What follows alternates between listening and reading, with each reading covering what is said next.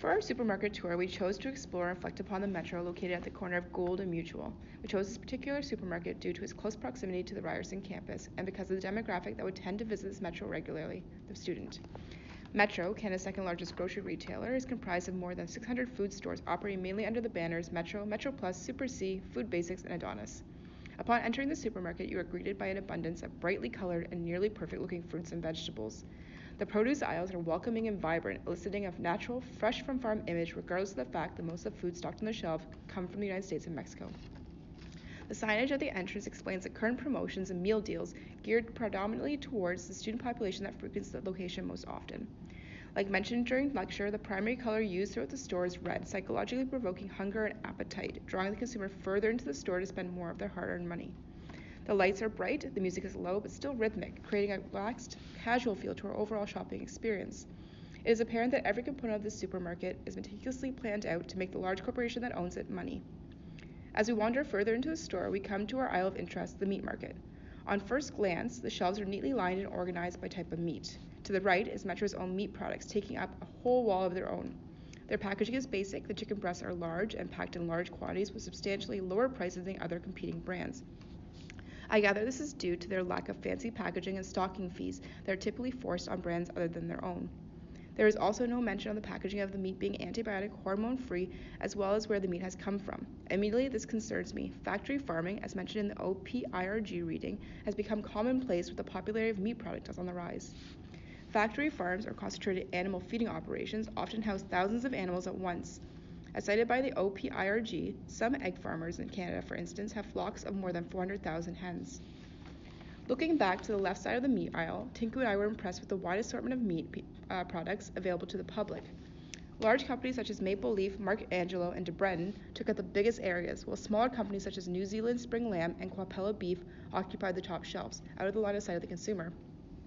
As mentioned in lecture, stocking fees are an additional charge charged to the farmer or producer to place their items on the supermarket shelves. Shelves that are at the consumer's line of sight typically cost more than the ones at the top or the bottom where the consumer is less likely to look. Looking on, we notice that red and black placeholders divided the non-organic products, while green placeholders divided the organic products from the rest. The packaging was also reflective of these color choices, as organic products, or products marketed as more health-conscious and clean, were predominantly adorned in green or blue packaging, while regular products had almost red or black packaging. Packaging color and marketing has a lot to do with how and what we buy and can influence us to believe a product is much healthier or natural than it really is. I personally know that I too have been tricked into buying a food product that I thought was healthy because of packaging color and tricky language on the label such as natural. Metro had a fair assortment of organic and antibiotic-free chicken, pork, and beef, with even grass-fed lamb from New Zealand. We were both surprised by this as the location of this particular Metro is heavily defined by its student population. Organic meats tend to cost considerably more and often can be out of reach for those on a student budget. Regardless, there is obviously a demand for such products made evident by their wide selection. This could be due to a phenomenon known as competitive altruism. Their status is showing how altruistic you are, especially if you pay a higher price to help the environment. Some research shows when buying decisions are completely private or the price is the same, people actually make less green choices. But what does hormone, antibiotic-free, and organic actually mean? This is a question I've wondered for a long time, and after noticing a Foodland organic logo on the packaging of a few brands, I thought I should look into it more. My main concern was that Foodland is a major company in Canada, so how organic could they actually be? After a fair bit of research, I came to the Organic Council of Ontario website, the organization that closely works with Foodland Ontario to bring you Foodland Ontario Organic.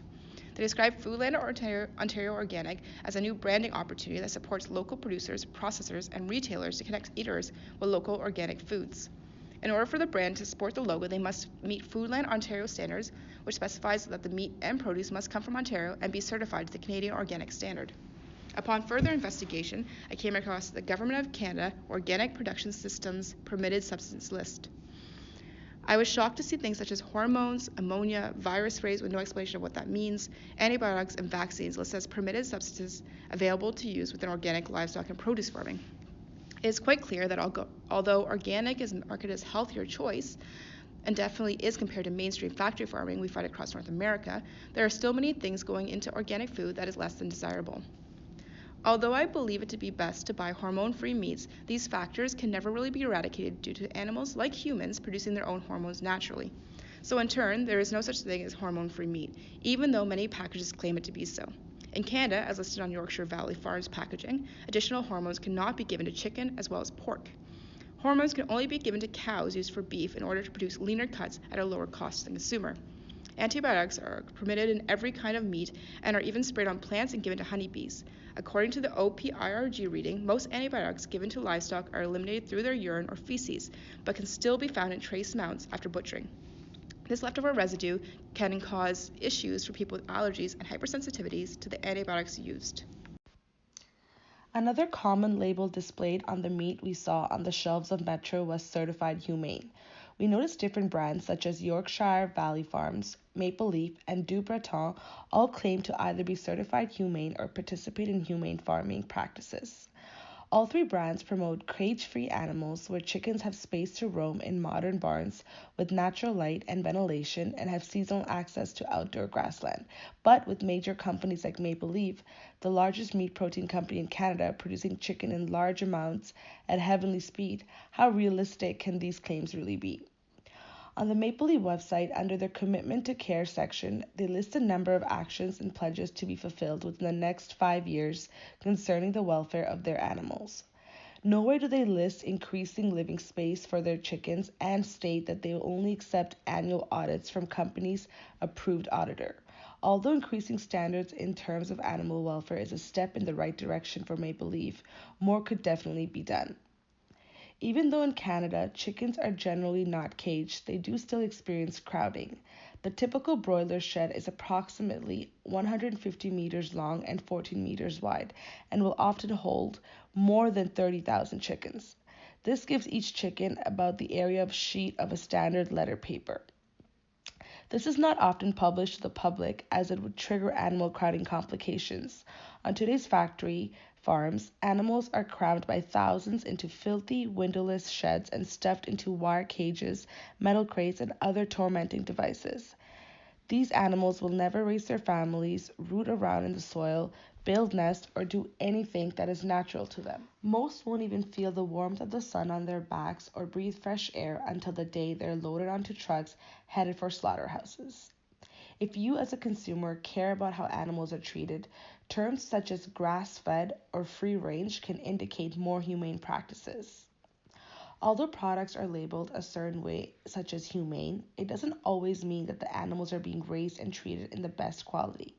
It is important to be critical of the food we buy and to understand that even though some products ensure certain standards are being met, some brands find loopholes to put labels on products to make it more appealing to the public.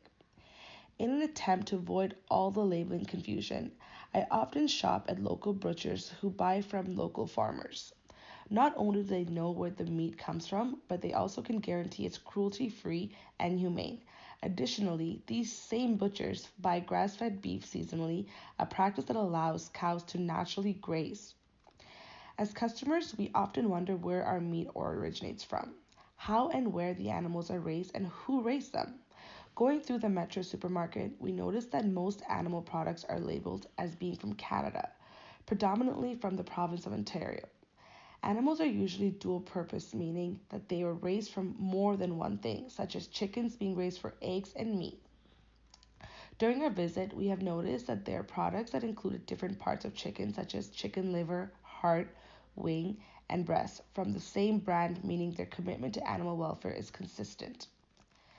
Looking directly at the sizes of each product, we didn't notice much of a difference in the sizing between the non-organic chicken breast as well as the whole chickens.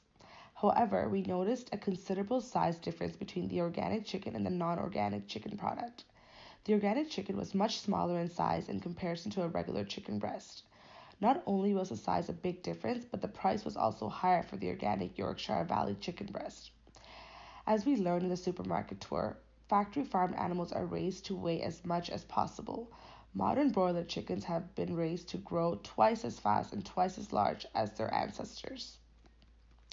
After spending about an hour within Metro analyzing the meat market, it was now time to leave.